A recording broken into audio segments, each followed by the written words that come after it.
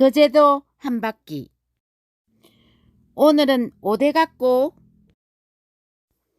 장승포를 지나 옥림, 주림포, 배숫개, 소동마을을 지나 지세포, 교항, 선창마을로 갑니다. 안녕하세요. 이바바짐의 옥명숙입니다. 오늘은 거제시 이룸면 지세포에서 15세기 조선통신사 출발지 거제도 이야기 읽어보겠습니다. 15세기 조선통신사 출발지 거제도. 조선통신사가 일본을 갈 때 배를 타고 출발하던 곳은 어디였을까? 대부분 부산을 떠올린다. 부산은 16세기에서 17세기까지 조선통신사의 출발지였다. 그러나 그 이전은 대부분 거제도 지세포항에서 출발했다. 일본 통신사는 부산보다 거제에서 출발한 경우가 훨씬 더 많았고 오래됐다. 조선통신사라는 이름을 처음 사용한 때는 1413년 태종 13년 박군을 정사로 대마도로 파견한 사절단이었다. 그러나 이 사신 행차는 박군이 병이 들어 행차가 중지됐다. 그 뒤 1429년 세종 11년 박스생을 정사로 한 사절단이 일본 교토 쇼군에게 파견돼 임무를 수행하고 귀국했다. 이 사절단이 실제로 시행된 일본 통신사라 할 수 있다. 통신사라는 이름이 처음 사용된 것은 1375년 무로마치 막부 장군에게 외구 금지를 요청하는 사절을 파견할 때였다.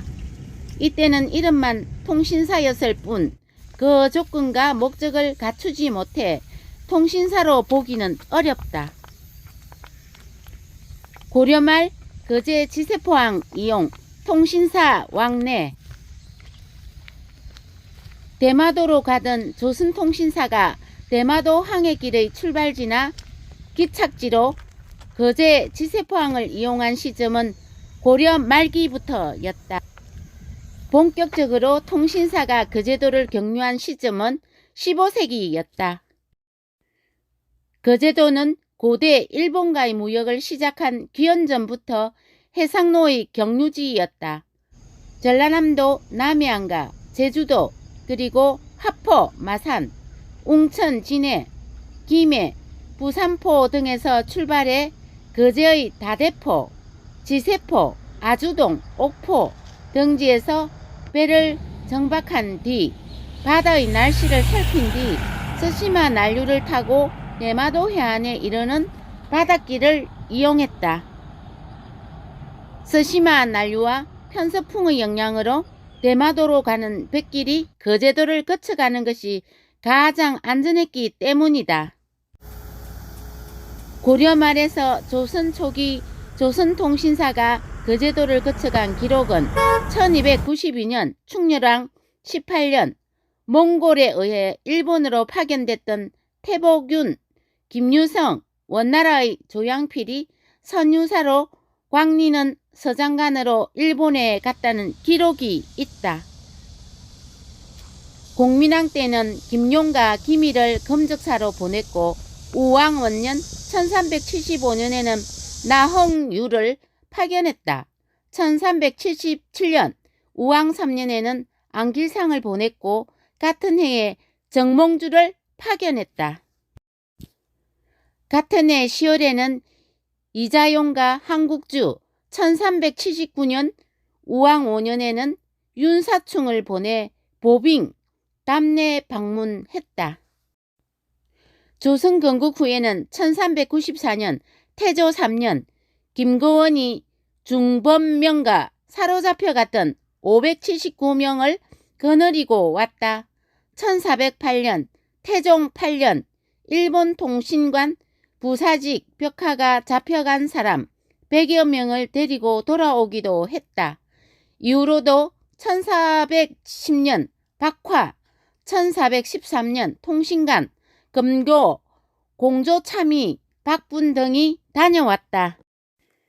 대마도 정부루에도 1420년부터 1422년, 1428년, 1439년, 1442년, 1459년, 1476년, 1479년, 1487년 성종 3년까지 조선통신사를 보냈다.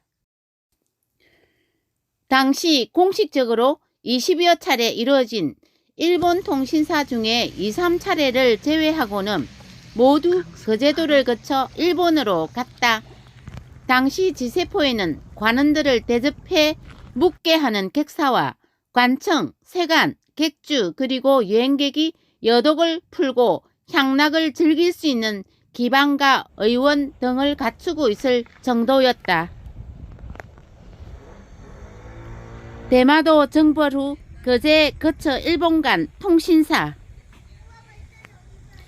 16세기 들어 1510년 삼포외란, 부산포, 내이포, 연포 등 삼포에서 거주하고 있던 외인들이 대마도의 지원을 받아 일으킨 난이 일어나면서 일본 통신사가 부산포를 이용하기 시작했다.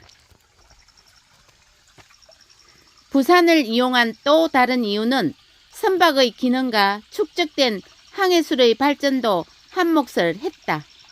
또 육지에서 거제가 아닌 부산을 거쳐 일본으로 가는 것이 더 빨랐기 때문이기도 했다.